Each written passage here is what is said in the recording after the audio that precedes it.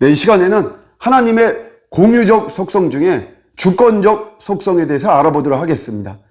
하나님의 뜻이 대표적인 것인데요.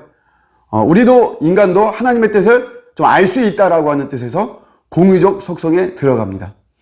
하나님의 뜻은 하나님의 자기 결정 능력을 의미합니다. 하나님이 계획하시고 하나님이 진행하시고 하나님이 선택하시는 하나님의 결정 능력을 우리는 하나님의 뜻이다라고 이야기를 합니다. 여기에는 두 가지가 있어요. 감추신 하나님의 뜻이 있고 계시된 하나님의 뜻이죠. 감추어졌다는 것은 우리 인간이 알 수 없다는 것이고요.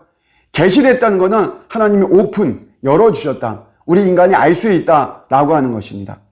먼저 감추어진 뜻에는 구원은 우리가 예수를 믿을 때 구원받는다라고 하는 것은 계시된 뜻입니다. 그렇지만 정확히 누가 구원받는다라고 하는 것을 우리가 알 수가 없죠. 감추어진 뜻에 들어가 있습니다. 생사화복을 하나님이 주관하고 계십니다. 계시된 뜻입니다. 그렇지만 사람이 언제 태어나고 사람이 언제 죽고 또 어떤 일이 일어날지 이런 것들은 다 감추어져 있는 것이죠. 이게 우리 감추어진 뜻이고요. 그 다음에 계시된 뜻이 있습니다. 계시된 뜻은 앞서도 말씀드렸지만 예수를 그리스도로 믿을 때 그 사람은 구원받습니다.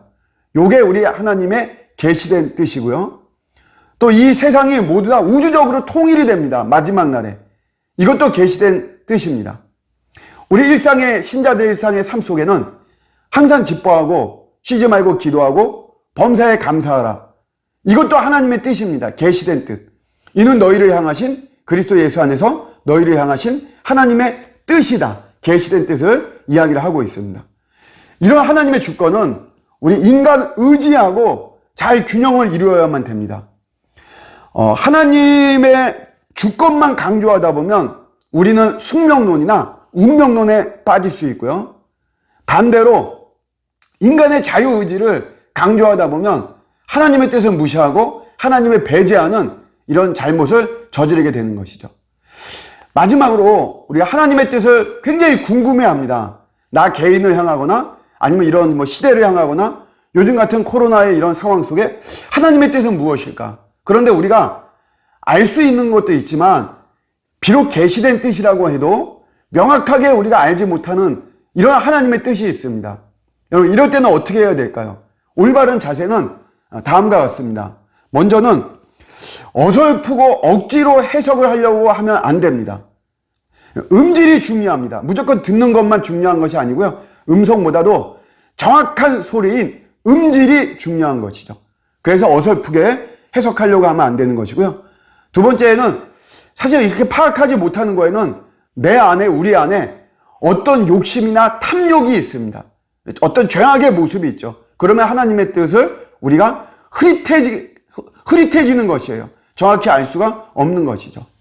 세 번째는 몰라도 그렇다면 그냥 일상을 성실히 살아가면 됩니다. 성실히 살아가다 보면 가장 합당한 때에 우리 성령님께서 특유의 깨달음을 주셔서 알게 해주십니다. 그리고 여전히 모호할 때가 있어요. 그때도 사실 이런 모호한 과정도 우리 믿음을 견고하게 세우고 그리스도 중심으로 우리가 살아가는데 중요한 것입니다. 모호하더라도 우리가 낙심하거나 좌절하지 말고 예수 그리스도 중심으로 살아가는 것이 중요한 것이죠. 하나님의 주권적 속성에 대해서 알아봤습니다. 감사합니다.